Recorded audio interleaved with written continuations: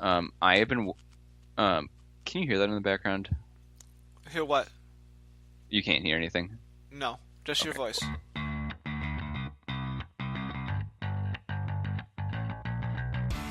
You're listening to the all-new Culture Cast, Chicagoland's finest podcast. Hello, hello, hello, and welcome to the newest edition of the all-new Culture Cast. I am your host, the Gorehound, and with me is. I'm Nick. Hi, everybody. How are you doing today? I'm doing okay. I'm Yeah? I'm eating some potato chips right here, so if you hear a couple of crunches, that's me. We don't mind. No crunches. All right, I will keep my crunches limited then. So, for this episode, we are going to be talking about some TV series that we've been watching and are looking forward to. For future generations who come across this we're specifically referring to the 2015-2016 television series. It's Because we're in the fall right now, heading into the winter, where all the new series are coming up, and yeah, we're into it now. So I think it's good to touch base, see what we're watching right now on television. So what have you been watching most recently that you've been enjoying? Well, in preparation for this episode, I kind of made a list of some of the shows that I consistently try to catch, and it was a lot bigger than I thought it was, which makes me really, really sad that I watch this much TV. Much TV. But in fairness, half of these shows are watched with my bride-to-be, so that's my excuse. I guess I could start off on the top here. I'm a fan of obviously DC Comics. On the blog I used to do that that regular Flash feature, which is on indefinite hold since I've kind of stopped collecting the Flash comic for the time being. Mm. But I'm currently watching The Flash, which is in its second year. It's a really, really fun show. Would you recommend it? I would recommend it. I think the first season is on Netflix now. It depends It's an on which ABC thing, right? CW. Oh, CW. Yes. Okay. It's your CW type show where there's angst and a little bit of relationship drama, but it's fun. And I miss like superhero shows that are fun. Everything's now grim dark. Right, like the Dark Knight, where Yeah, like the Dark Knight, yeah, and Man of Steel, which was, oh my god, just it was so depressing. And I mean, you have the Avenger films, which are kind of fun and bright, but I'm so tired of them. And every movie of those, it seemed like it's the same thing again and again. But the Flash here, it's fun. There's a continuing story arc in the show. I like it. I like the guy who plays the Flash. Flash is one of my favorite characters, so I do enjoy that show. So I'm sticking with it. Conversely, I'm also watching, these are related, Arrow. I've been watching Arrow, which is a take on the Green Arrow comic book hero, and Flash is a spin-off from Arrow. Arrow's now in its fourth season. Arrow is the DC comic book hero, right? Correct, yes. Okay. Yeah, Flash and Arrow are DC characters. And I like the show, but I'm just not connecting with it the way I used to. Like, its first 2 years were so much fun, and they were And that's great. the Netflix production, right? No, the Netflix one is Daredevil. Oh, yeah, that's it. Which I watched one episode of it, and maybe I'm not being fair, but I thought it was really stupid. But maybe I need to give it more of a shot. And I know a bunch of fanboys who are listening are now writing angry emails to me like, "We hate you, burn in hell." But I don't care. So this season, it's interesting. They added character actor Neil McDonald's, I don't know. Sounds like a familiar name. Yeah, he's like a bit character in a ton of different movies. He's been in the Star Trek films. He's done Marvel stuff. He was in the movie Minority Report. He's one of those. You see his face, it's like, oh, that guy. He's been around, and he's a lot of fun. I like him. He plays the villain for this season, but I don't know. I feel like I'm going through the motions just watching it because I invested my time, which is sad because it used to be a really good show. But what about you? Is there anything you're catching? There's other things, but I don't want to hog the entire time. I don't know. I really don't watch anything current, like, ever. What are you catching up that's yeah, dude. I have to tell you, like, I cannot answer this question more wholeheartedly. I have been wholeheartedly watching Entourage. Really? Like, 4 or 5 episodes a night. Wow. It is so addicting. That's what I've heard. Oh my gosh, dude! Because I'm like season 3. I'm hoping to get through onto 4 today. I watched quite a bit in my undergrad, just with some guys on my floor, and I didn't really watch it in order or anything. But I'm like so connected with these guys. Like I'm thinking, like, what are they gonna do this episode? Like, how can they get out of this? And they always do. And I think part of what my draw is about this show is that it always ends, or, you know, at least every 3 episodes ends on a happy note. Okay. And that's what I like. I mean, sometimes I just need this artificial happiness. We don't need this, you know, that's reality, punk. Mm-hmm. We just want, you know... You want to see our heroes succeed. Every time. Mm-hmm. And yeah, we have to have some fallbacks and some problems. I get exactly what you're saying, because that's the same way I felt when I watched through Curb Your Enthusiasm. Yeah. That 9 times out of 10, each episode ended with Larry being in some sort of ridiculous jam. I mean, it's funny, but he's in a jam. But every now and again, there'd be an episode where it ends where Larry's just totally victorious, and you feel so happy that he's, like, in a good spot. Yeah. I mean... When have you watched Entourage? The only thing I've seen of Entourage is the trailer for the movie that was released this summer. Okay. So I know nothing about it. I'm sure whatever I say about it will be a spoiler at some point. That's fine. But like when he won Aquaman, I was so happy for him, and I felt so weird. Like it's something about these guys. This is like their real life. In quotation marks. Mm-hmm. And yeah, when he won that, I was like, oh my gosh, he is made. He is going to be so set for such a long time. And then when he like fired Ari, I'm like, oh my gosh, that's like his best friend. How could he do that? So I'm sure it's going to evolve. But yeah, that's what I've been watching, and I will continue to watch it. And I really wish I started like a few months ago, so I could have watched the movie. I know my sister said that the movie, she said, I was texting my sister last night, and she said she would have rather watched the movie that he was making in it than actually watch the movie. Oh, really? I've heard the movie wasn't very good. I've heard bad things. Yeah, but I don't know, when you have this connection with a show so much, I don't really care if it's going to be good or bad. I just want to watch it and see where they go. Okay. That's fair. I've heard Entourage being described as the male version of Sex and the City. Yeah, perhaps. I mean, I feel so connected with these guys, and I just want to... I want my own entourage. I will be happy to be in your entourage if you'll let me. And I'm thinking, like, my entourage is just, like, 3 separate people who have never met each other. Like, you, my brother-in-law, and my high school roommate who I just reunited with a few months ago. Nice. And that's pretty much it. All right. Well, yeah. Let's move forward. Okay. I'm going to talk about, speaking of comedies, since Entourage is essentially kind of like a comedy, 2 comedies I like to watch, and my bride-to-be kind of got me into these shows. Bob's Burgers, which is an animated program on Fox on Sunday nights. It is hilarious.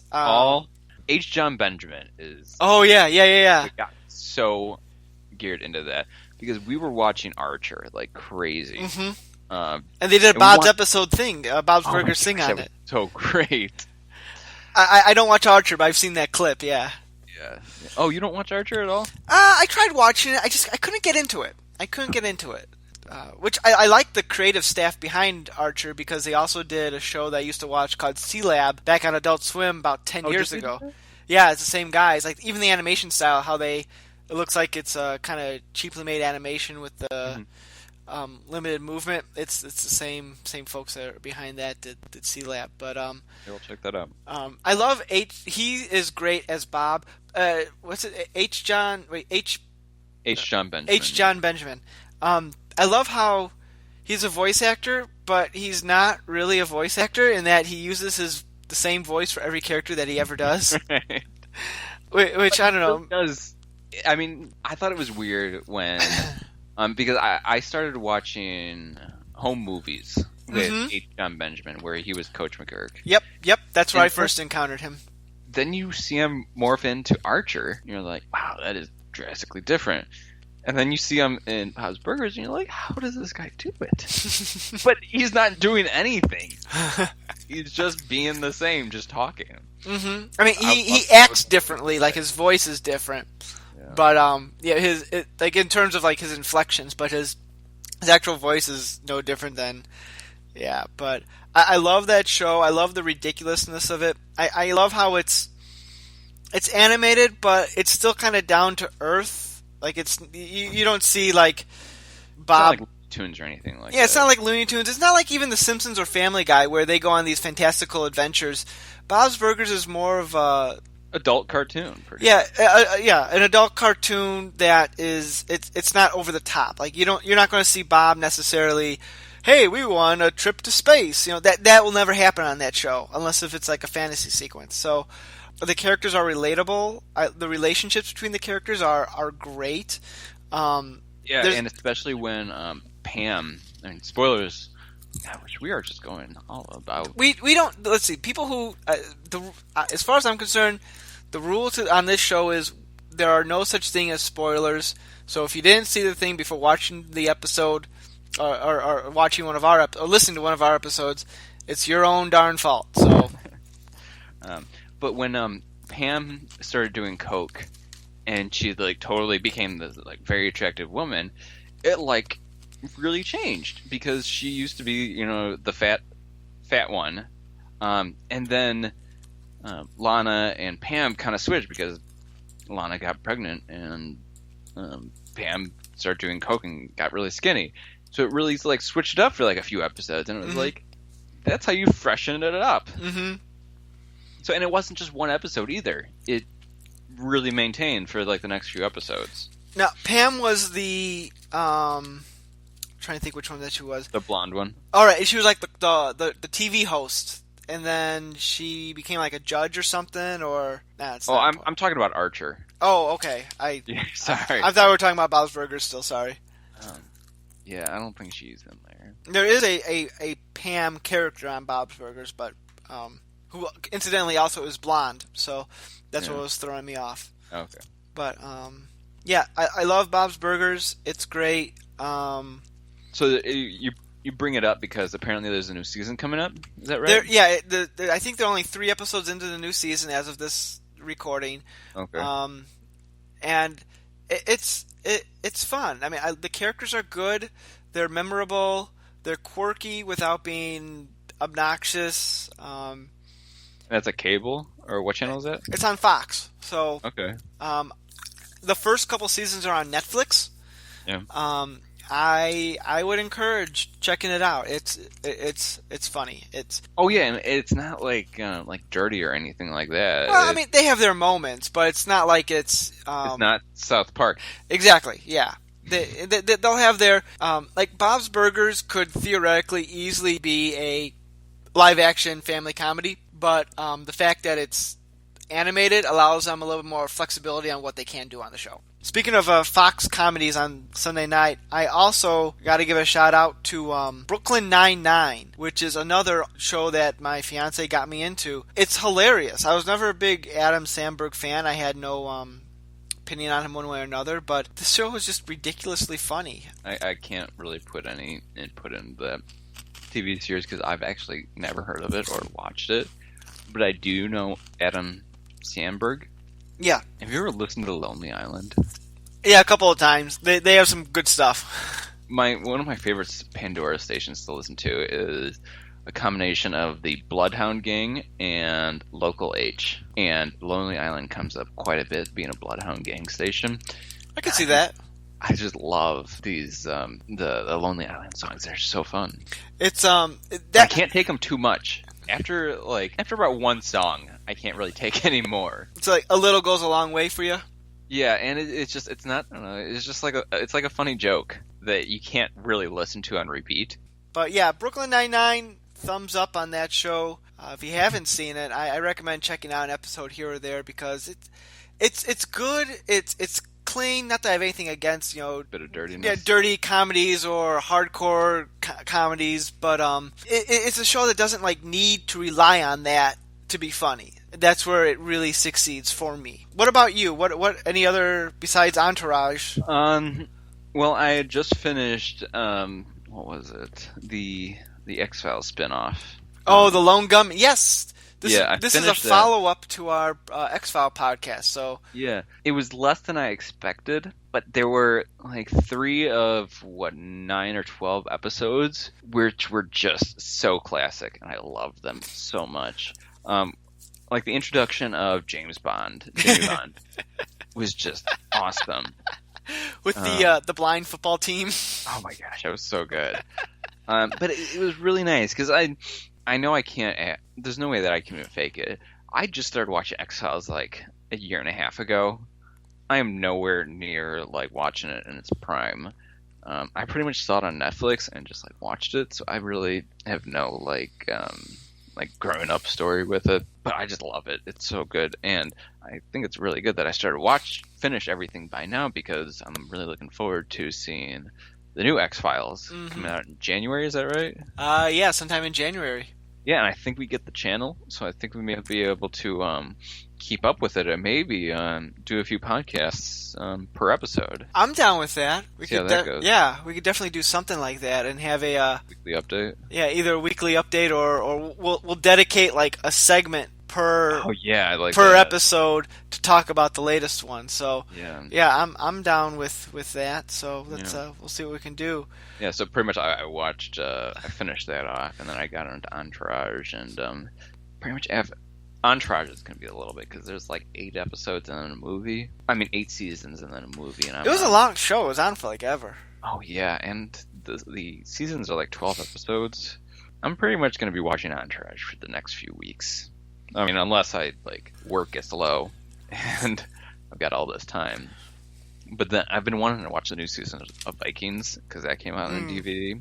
I don't know when I'm going to be getting around to that. Vikings is an interesting show. I haven't seen it myself, but I feel like this show had been on for a few years now. No one talked about it. Then one day, everyone's talking about it. I'm like, where did this show come from? So, yeah, I did not watch the first season. But then it just came on Netflix, and I just binged it, and it was so brutal. And it was before I really watched Game of Thrones, and I think Vikings really brought me into Game of Thrones. I loved Vikings so much, and there wasn't anything like Vikings besides Game of Thrones, and so I just jumped into that. I don't know which one I would like more between Vikings and Game of Thrones, because they are very, very similar in their historical context. So you haven't watched any Vikings, right? No, I have not.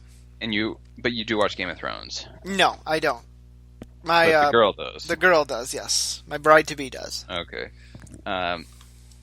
Yeah, I think you should just jump. I would recommend watching Vikings because apparently it's based on this folklore story of Ragnar Lothbrok, whatever. And so it's Vikings are just so cool. If I find myself with extra time, I will invest into another show. Yeah, but I make no promises. And it's not on Netflix, so it makes it. It's not? Right. Oh, I thought like nobody's gonna watch it then. Yeah, it's not on Netflix. Who cares? God. Dude. Real quickly, because we are going a little bit longer than I was expecting, but that's okay. Another show that I watch, which I was debating about dropping, but if it wasn't for my bride-to-be who wanted to keep watching it, I probably would have, but I'm glad I didn't, is the Batman prequel show Gotham, which is a show that's been recovering this year. Like last year, I don't think they knew what exactly they were doing in the sense that how they wanted to develop the series. They didn't know if they wanted to do story arcs or if they wanted to just do standalone procedural stuff. But now I think they kind of have a handle on, all right, this is what's going to work for us. This is what we're going to do. Let's go through it. Can you give me a brief premise of the show? All I know about it is that it's got the cute guy from the OC. That's all I know about it. Who plays Jim Gordon. Gotham takes place about... It starts when Bruce Wayne's parents are killed, and it essentially is about how all the villains, Batman's villains, kind of became villains, and also shows Bruce Wayne's development on becoming Batman. Okay, so Batman is really young. Yeah, he's like 13 or so. Okay. And it's going through puberty. Exactly, which is really funny because last year a young Catwoman's on the show too. Like she's, I don't know, like the same age as Bruce Wayne. And in real life, the actress who plays Catwoman, I think, is a year or two older than the actor who plays Bruce Wayne. So in the first season, she was much taller than him. Well, he's had a growth spurt, and now he's like noticeably taller than her. And it's just kind of funny, like seeing that, like, whoa, he's gotten taller. Anyway, and so the show centers on Batman's one-day crime-fighting partner Jim Gordon, who will one day become Commissioner Gordon, and his attempt to clean up Gotham. So it's half superhero, half cop type show. I like it. It's goofy at times. The guy who plays the Penguin on the show is great. I think it's the best adaptation of the character because the Penguin is my favorite Batman character, or Batman villain rather. And people on the internet are angry that we need to have a Batman show, not this other show. This show's dumb. I got news for you. Batman by himself is a boring character. His villains are what makes him interesting. So why not do a show about the villains? Anyway, this season's been really good in my opinion. It's really improved on itself. So my interest in the show is renewed. So I still watch South Park. I think this season's been a mixed bag so far because they're having a season-long theme of political correctness and how it can get too ridiculous at times.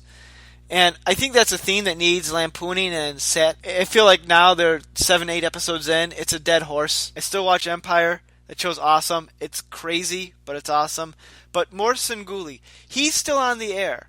And I want to purposely talk to you about him because I'd imagine you would love this guy's show. Well, I like the idea of hosting a horror movie night like Elvira did. Mm-hmm. But I just don't see the appeal of Svengoolie because I love Elvira, and I really wish that when she did her last Halloween, she did a stint with Hulu. It was like 13 Days of Halloween, I think. I love that, and I mean, I still buy all of Elvira's 4 feature classics or whatever. But Svengoolie, I just don't see that big of an appeal to. Well, here's the thing about Svengoolie, at least in my opinion.